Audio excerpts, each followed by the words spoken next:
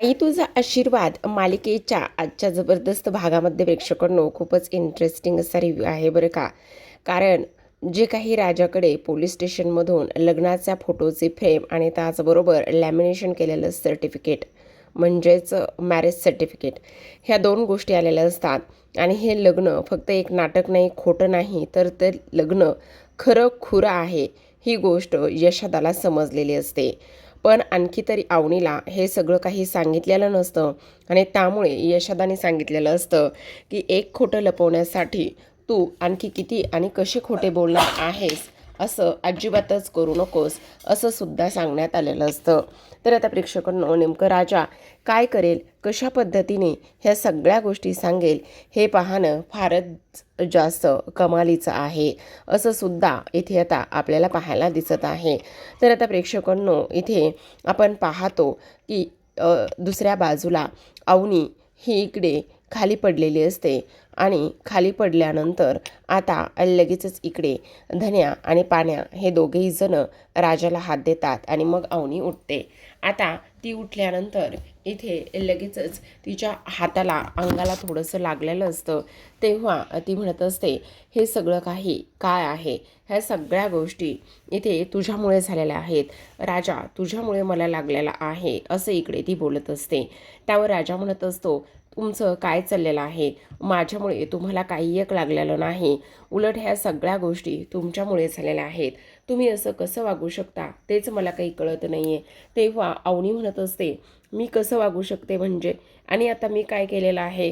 त्यावर इकडे आता राजा म्हणत असतो ते दोर घेऊन तुम्ही इथे असा पंख्याला बांधून त्यानंतर.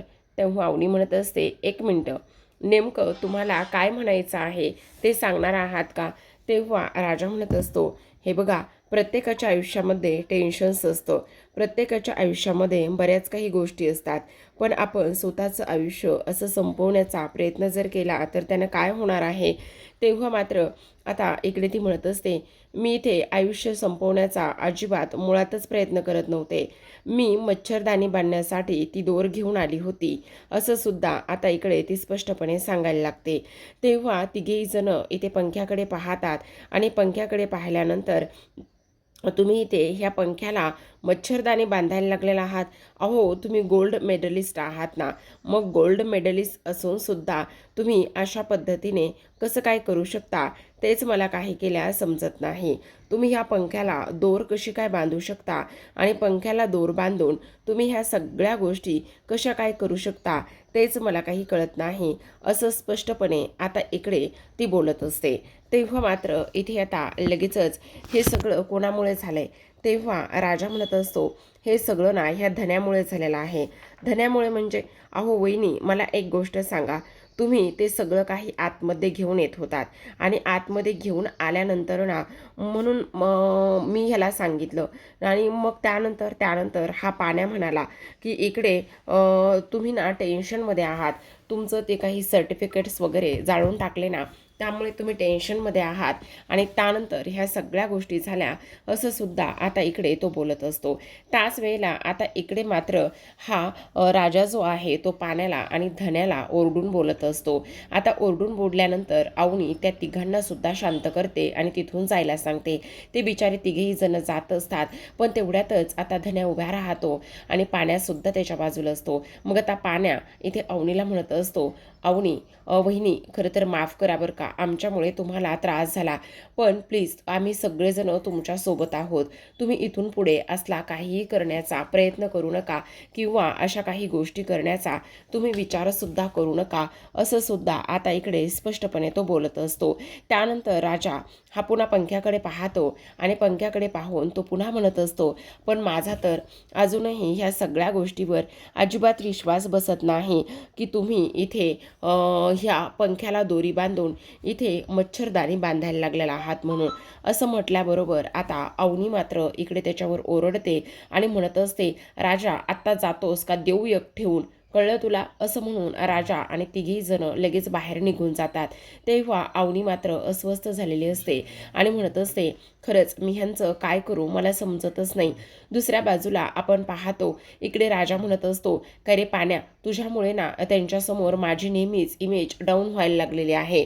तू असा करतोस ना, त्यामुळे ह्या सगळ्या गोष्टी होत आहेत. तू असं का करतोस तेच मला कळत नाही. तेवढ्यातच बाहेरून यशोदा आलेला असतो आणि यशोदा आल्याबरोबर तो म्हणत असतो, काय रे, काय झालं, एवढा आरडाओरडा कशाचा होता आणि तुम्ही एवढे का ओरडत होतात. तेवढ्यातच आता इकडे हा धन्या म्हणत असतो, अरे दादा मी सांगतो तुला, इथे ना इथे वहिनी ना आणि हे सगळं ना ह्याच्यामुळे झालेलं आहे. तेव्हा राजासुद्धा म्हणत असतो, दादा तुला एक गोष्ट सांगू का, हे सगळं ह्या धन्यामुळे आणि पाण्यामुळे झालेलं आहे, असं इकडे ते बोलत असतात. पण आता हे सगळं काही सुरू असताना दादा मला एक गोष्ट सांग, तू एवढा वेळ कुठे होतास आणि तेव्हा मात्र तू एवढा वेळ कुठे होतास असा प्रश्न इथे आता विचारल्याबरोबर इकडे तो म्हणत असतो, मी मी हे काय इथे अंगणामध्येच होतो. अंगणामध्ये होतास कशासाठी, काय करत काय होतास तू अंगणामध्ये, असं आता इथे तो बोलत असतो. तेवढ्यातच नमिता आलेली असते आणि नमिता आल्याबरोबर ती म्हणत असते, काय रे एवढा गोंधळ कशाचा होता आणि एवढा आरडाओरडा कशासाठी करत होतात. अरे तुमच्या आरडाओरड्यामुळे आम्हा दोघांना जर मम्मीनं एकत्र पाहिलं असतं आणि तिने जर पकडलं असतं तर मग काय झालं असतं. असं म्हटल्याबरोबर आता मात्र ह्या तिघांना सुद्धा समजतं की यशोदा हा नमी बरोबर होता म्हणून. मग आता हे तिघेही जण संशयाच्या नजरेने त्या तिघांकडे पाहत असतात. मग आता लगेचच इकडे पुन्हा राजा म्हणत असतो, एक मिनटं, हा तुझ्याबरोबर होता आणि तू सुद्धा बाहेर होतीस, तुम्ही नेमकं काय करत होता बाहेर. तेव्हा मात्र इकडे नमिता म्हणत असते, तुमच्यामुळे आमचा सगळा मूड गेला, तुम्ही आम्हाला डिस्टर्ब केलं. तेवढ्यातच आता मात्र इकडे यशोदा हाताची घडी घालून उभा असतो आणि तेव्हा लगेच आता इकडे ही लोक म्हणत असतात, म्हणजे तुम्ही दोघं जण एकत्र अंधाऱ्या रात्री काय करत होतात. नमिता म्हणत असते, ए यशा गप्प बस ना, असं काय करतोस, सांग ना त्यांना काय करत होतं म्हणून, नाहीतर उगच ते गैरसमज करून घेतील ना. मग आता यशा म्हणत असतो, एक मिनटं, हां तुम्ही समजताय ना तसं अजिबातच काही नाही आहे, काय उगच ते आपलं आम्ही फक्त असंच तिथे होतो, असंच तिथे होता. पण असंच तिथे असून सुद्धा काय करत होता ते सांगणार आहेस का नाही, काय काय चाललं काय होतं तिथे उभा राहून, असं सुद्धा आता इकडे ते बोलत असतो. आता हे सर्व काही बोलत असताना तरीसुद्धा इकडे मात्र ती म्हणत असते, नाही नाही काही नाही. म्हणजे राजा म्हणत असतो, बापरे ह्या दोघांचं मात्र बरं आहे, नाही नाही म्हणायचं. अरे नाही नाही काय, अरे ते ना ती सकाळपासून जेवली नव्हती ना, सकाळपासून ती जेवली नव्हती त्याचं एक ठीक आहे, पण ती जेवली नव्हती तर मग तुला काय प्रॉब्लेम होता. आणि नाही नाही म्हणजे त्याचं काय आहे ना, ती सकाळपासून जेवली नव्हती आणि त्यानंतर मात्र तिने ते काय उपवास वगैरे धरला होता ना, म्हणून तो उपवास सोडण्यासाठी मी जात होतो, असं म्हटल्याबरोबर आता लगेचच इकडे उपवास सोडण्यासाठी तुम्ही जात होता म्हणजे मला नाही समजलं. आणि त्याहूनही आणखी सगळ्यात महत्त्वाची गोष्ट म्हणजे मला एक नाही समजलं, जर उपवास तिने पकडला होता तर तुमचं दोघांचं काय लग्न झालंय का. आणि लग्न झाल्यावर वटपौर्णिमेचा उपवास धरतात ना, मग तुम्ही तर अगोदरच हा उपवास का बरं धरला आहे तिने. हे काय रे राजादा यशोदा, तुम्ही इकडे काय काय करताय, म्हणजे तुम्ही नेमकं मला एक गोष्ट सांगा की तुम्ही आमच्या अगोदर इथे गुपचूपच लग्न केले असं मला का वाटतंय बरं. तेव्हा मात्र इकडे यशोदा म्हणत असतो, असलं काही नाही आहे. मग आता नमी तिथून निघून जात असते. नमी तिथून निघून गेल्याबरोबर इकडे दुसऱ्या बाजूला मात्र यशोदा म्हणत असतो, सांग ना काय झालेलं आहे. तेव्हा मात्र धन्या म्हणत असतो, थांब मी सगळं काही तुला सांगतो की नेमकं काय झालेलं आहे. आणि त्यावेळेला आता इकडे तो सांगायला सुरुवात करत असतो आणि सांगायला सुरुवात केल्यानंतर लगेचच आता इकडे तो पाहतो तर हा म्हणत असतो, वहिनी पाणी घ्यायला आल्या. आणि वहिनी पाणी घ्यायला आल्यानंतर ना इकडे त्या एक काम करायला लागल्या, त्यांनी ना पाण्याची बॉटल तर घेतली आणि पाण्याची बॉटल घेऊन ना त्यांनी एक दोरीसुद्धा त्या आतमध्ये घेऊन गेल्या आणि त्या फक्त आणि फक्त मच्छरदाणी बांधत होत्या. पण ह्या दोघांमुळे हे सगळं काही झालंय असं इकडे ते लोक सांगत असतात. तर आता प्रेक्षकांनो दुसऱ्या दिवशी सकाळची सुरुवात झालेली असते आणि दुसऱ्या दिवशी सकाळची सुरुवात झाल्यानंतर आणि त्याचबरोबर इकडे लगेचच तो म्हणत अवनी ही छान अशी सुंदर तयार होऊन बाहेर आलेली असते. अवनी छान अशी तयार होऊन किचनमध्ये येते. किचनमध्ये आल्याबरोबर इकडे पाहते तर काय, हे सगळे तिघे जण झोपलेले असतात आणि त्यानंतर मात्र जो यशोदा आहे तो यशोदा इकडे एकटाच काम करत असतो आणि त्याचबरोबर इकडे काम करत असताना आपण पाहतो की अवनी मात्र ताट घेते आणि ताट घेऊन ती जोराजोरातच वाजवायला सुरुवात करत असते. जेव्हा जोराजोरात वाजवायला सुरुवात करत असते तेव्हा हे तिघेही जण आता उठलेले असतात. आता हे तिघेही जण उठल्यानंतर मात्र आता लगेचच इकडे हे म्हणत असतात, काय झालं आज मात्र बहुतेक तुमचा शुक्रवार नाही आहे. मग शुक्रवार नाही आहे तर मग तुम्ही आम्हाला का उठवताय? अहो वहिनी, शुक्रवार येण्यासाठी ना आणखी बराच अवधी बाकी आहे, तर मग तुम्ही आम्हाला का बरं उठवलं आहे तेच आम्हाला काही कळत नाही, असं सुद्धा आता इकडे ते बोलत असतात. आता हे सर्व काही बोलल्यानंतर इथे अवनी म्हणत असते, आज शुक्रवार जरी नसला ना तरी सुद्धा तुम्हाला उठायचं नाही आहे का? मग आता ते म्हणत असतात, नाही आम्हाला शुक्रवार नाही आहे तर मग तुम्ही आम्हाला का आणि कशामुळे उठवताय? तेव्हा लगेच आता इकडे अवनी म्हणत असते, शुक्रवार नसला म्हणून काय झालं? रोज उठणं गरजेचं नाही आहे का? तुम्ही डोक्यावर पडला आहात का? तुमच्या गोष्टी लक्षात येत आहेत का? काय चाललंय काय? तुम्ही वेड्यासारखं करताय का? ते एकटेच तिकडे यशोदा उठलेले आहेत आणि यशोदा एकटेच उठून तिकडे सगळं काही काम करत आहेत आणि जर ते एकटेच उठून एवढं सगळं काही काम करत आहेत तर तुम्हाला मात्र इथे उठता येत नाही आहे का?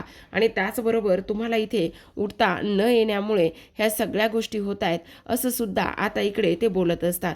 आता हे सगळं काही बोलल्यानंतर इथे मात्र हे तिघेही जण म्हणत असतात, पण मी काय म्हणतो एकदा ऐकून तरी घ्या ना. आज मात्र आम्हाला झोपू द्या ना थोडा वेळ, आणखी फक्त अर्धा तास झोपू द्या. असं म्हटल्याबरोबर आता लगेचच ते म्हणत असतात, अजिबातच नाही, तुम्हाला कोणीही झोपू देणार नाही. तुम्हाला ताबडतोब उठायचं आहे. येतंय तुमच्या ध्यानामध्ये. लगेचच आता अवनी म्हणत असते, काय ही सवय लागलेली आहे तुम्हाला? तुम्हाला तुमची जिम्मेदारी कळत नाही का? तुम्हाला गोष्टी लक्षात येत नाही आहेत का की काय करायचं आणि काय नाही म्हणून? हे बघा, असं काहीही करू नका. हे बघा, सगळ्यात महत्त्वाची गोष्ट म्हणजे की तुम्ही इथे फक्त आणि फक्त उठून कामं करायची आणि त्याचबरोबर इथे डिसिप्लिन नावाची यशोदा काही गोष्ट असते का नसते? असं म्हटल्याबरोबर यशा तिथे आलेला असतो आणि तो म्हणत असतो, मी तुम्हाला म्हटलं होतं ना अवनी, हे बघा त्यांना उठवू नका म्हणून, कारण त्याने काहीही फरक पडणार नाही. हे उठले की अशीच ह्यांची कारणं सुरू राहणार. मग आता अवनी म्हणत असते, अशीच कारणं सुरू राहणार म्हणजे? काही जरी झालं ना तरीसुद्धा इथे ह्यांना तर उठवणारच आहे मी आणि त्याचबरोबर हे उठले ना तर मग सगळं व्यवस्थित होणार आहे, असं सुद्धा आता इकडे ती बोलत असते. आता हे सगळं काही सुरू असताना आपण पाहतो की इकडे लगेचच हा जो काही धन्या आहे, धन्या म्हणत असतो, मी सगळ्यात छोटा आहे ना, मग छोटा आहे तर मला झोपू द्या थोडा वेळ.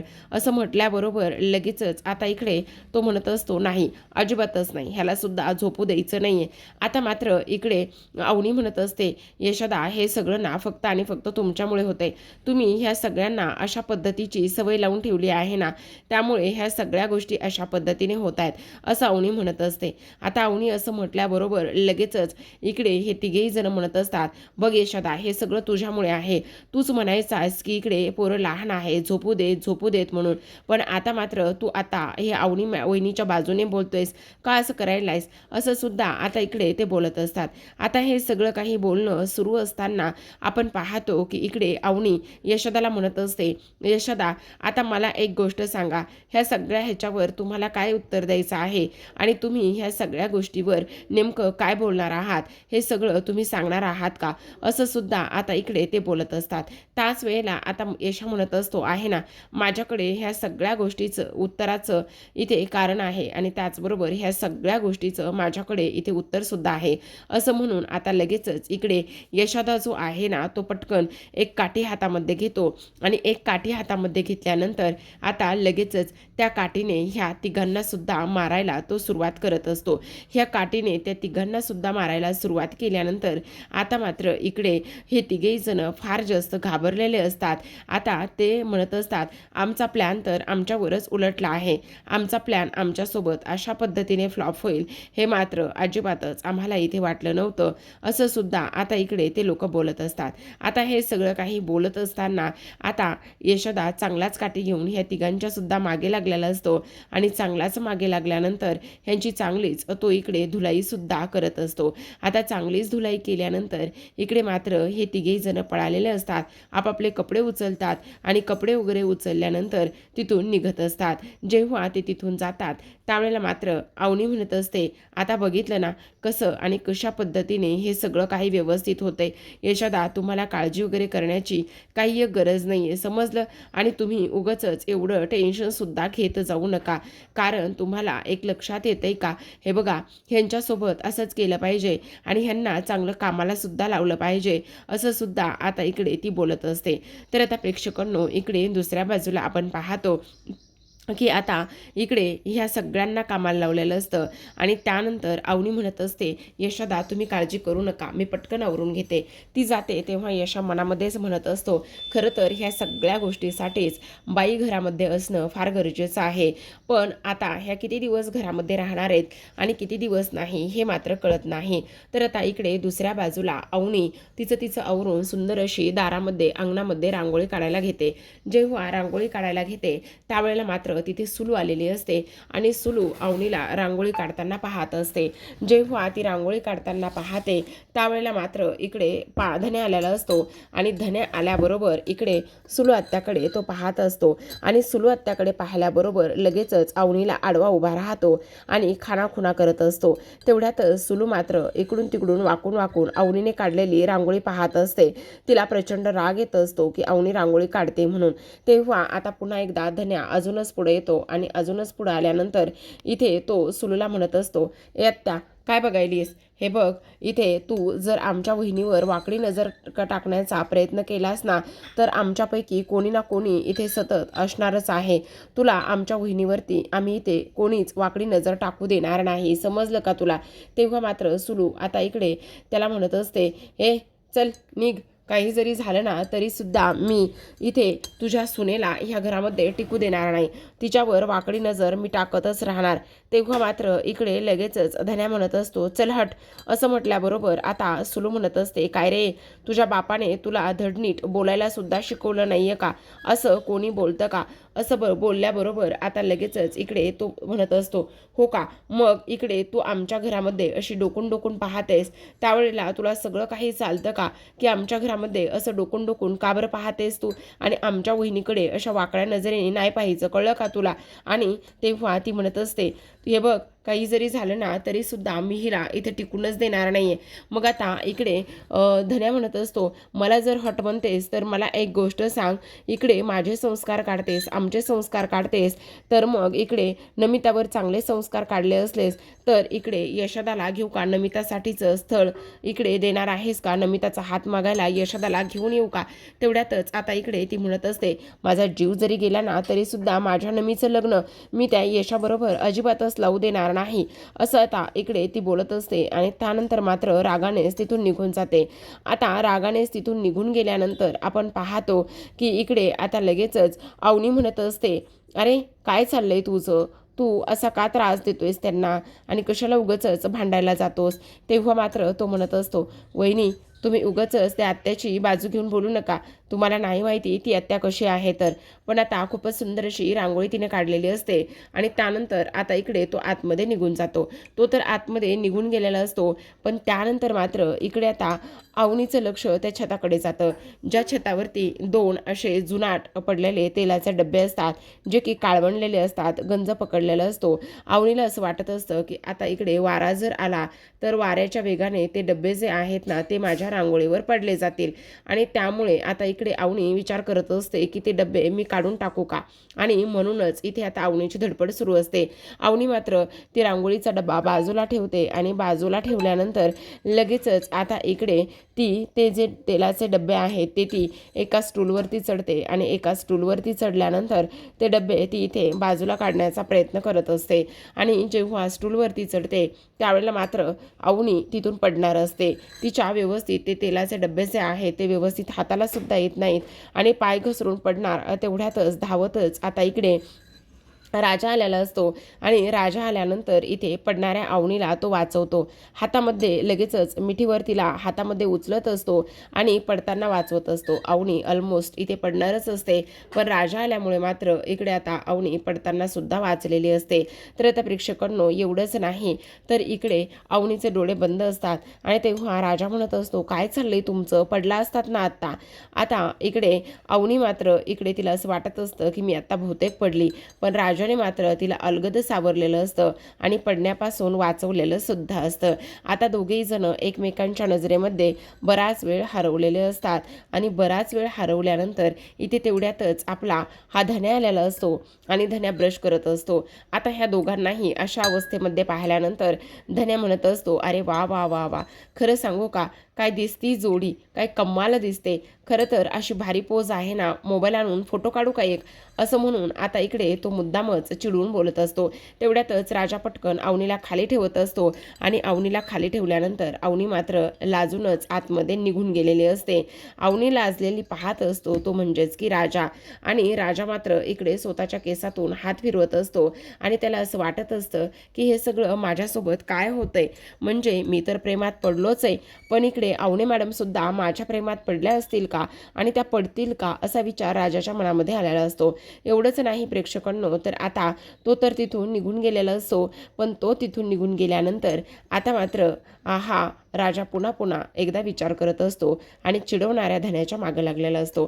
तर आता प्रेक्षकांनो, आजच्या भागामध्ये एवढंच. खूप इंटरेस्टिंग असा एक प्रोमोसुद्धा आलेला आहे, ज्या प्रोमोमध्ये आपल्याला समजलेलं आहे की ह्या दोघांचं खरं लग्न झालं आहे, यांच्याकडे मॅरेज सर्टिफिकेट आहे आणि त्याचबरोबर इथे पोलीस स्टेशनमध्ये कायदेशीररित्या हे लग्न झालं आहे असं सर्टिफिकेट इथे असतं. आणि जे सर्टिफिकेट इथे पोलिसांनी बनवलेलं असतं, एक फोटो असतो ज्या पोलिसांनी ह्यांचं लग्न लावलेलं आहे, तोच आज पोलीस इथे राजाला शोधत शोधत घरी आलेला असतो. आणि जेव्हा घरी येतो त्यावेळेला मात्र तो पोलीस म्हणत असतो, हे घ्या, मोठ्या साहेबांनी इकडे हे सगळं काही पाठवलं आहे, तुमच्या लग्नाचं सर्टिफिकेट आणि त्याचबरोबर इथे एक लग्नाचा फोटो आहे.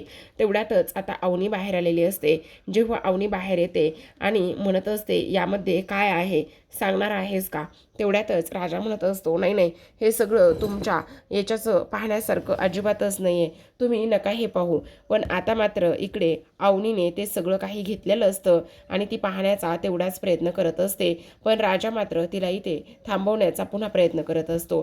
तर आता प्रेक्षकांनो, अजून तरी अवनीच्या हातामध्ये ते सर्टिफिकेट्स वगैरे लागलेले नाही आहेत, पण हे सर्टिफिकेट्स जेव्हा तो स्वतः इथे दाखवेल त्यावेळेला मात्र काय होईल आणि काय नाही हे पाहणं फार गरजेचं आणि इंटरेस्टिंग आहे. तर पाहत रहा बाई तुझा आशीर्वाद. भेटूयात उद्याच्या भागामध्ये. तोपर्यंत धन्यवाद.